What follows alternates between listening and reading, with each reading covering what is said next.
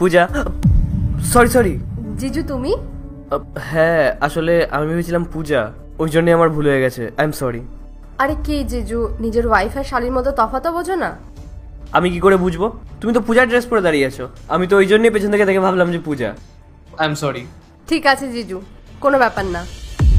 কি ব্যাপার? কি কথা হচ্ছে শালি আর জিজুর মধ্যে? আরে সেরকম কোনো ব্যাপার না, শালির সাথে একটু কথা বলছিলাম। আচ্ছা রাহুল, শোনো না, বলছি যে আমি একটু মার্কেট যাচ্ছি, কিছু জিনিসপত্র আনতে হবে। তোমার যদি কিছু প্রয়োজন হয় তুমি মেঘাকে বলো, ও তোমার খেয়াল রাখবে। হ্যাঁ তুই যা, কোনো টেনশন করিস না, তোর হাজবেন্ডের ভালোভাবেই খেয়াল রাখবো। আচ্ছা ঠিক আছে, আমি আসলাম। বলো জিজু, তোমার জন্য কি বানাবো, চা না কফি? আরে না না, চা কফি তো আমি পরে খেয়ে নেবো। তার আগে আমার তোমার সঙ্গে কিছু কথা আছে। হ্যাঁ বলো, কি বলার আছে? তুমি জানো হিন্দিতে একটা কথা আছে, শালি মতলব আধিকার বালি। পূজা, সরি সরি। জিজু তুমি?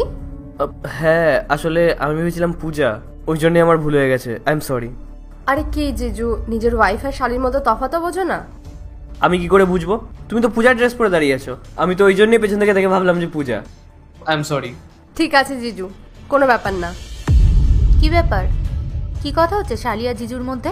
আরে সেরকম কোনো ব্যাপার না, শালির সাথে একটু কথা বলছিলাম। আচ্ছা রাহুল, শোনো না, বলছি যে আমি একটু মার্কেট যাচ্ছি, কিছু জিনিসপত্র আনতে হবে। তোমার যদি কিছু প্রয়োজন হয় তুমি মেঘাকে বলো, ও তোমার খেয়াল রাখবে। হ্যাঁ তুই যা, কোনো টেনশন করিস না, তোর হাজবেন্ডের ভালোভাবেই খেয়াল রাখবো। আচ্ছা ঠিক আছে, আমি আসলাম। বলো জিজু, তোমার জন্য কি বানাবো, চা না কফি? আরে না না, চা কফি তো আমি পরে খেয়ে নেবো। তার আগে আমার তোমার সঙ্গে কিছু কথা আছে। হ্যাঁ বলো, কি বলার আছে? তুমি জানো হিন্দিতে একটা কথা আছে, শালি মতলব আধিকার বালি।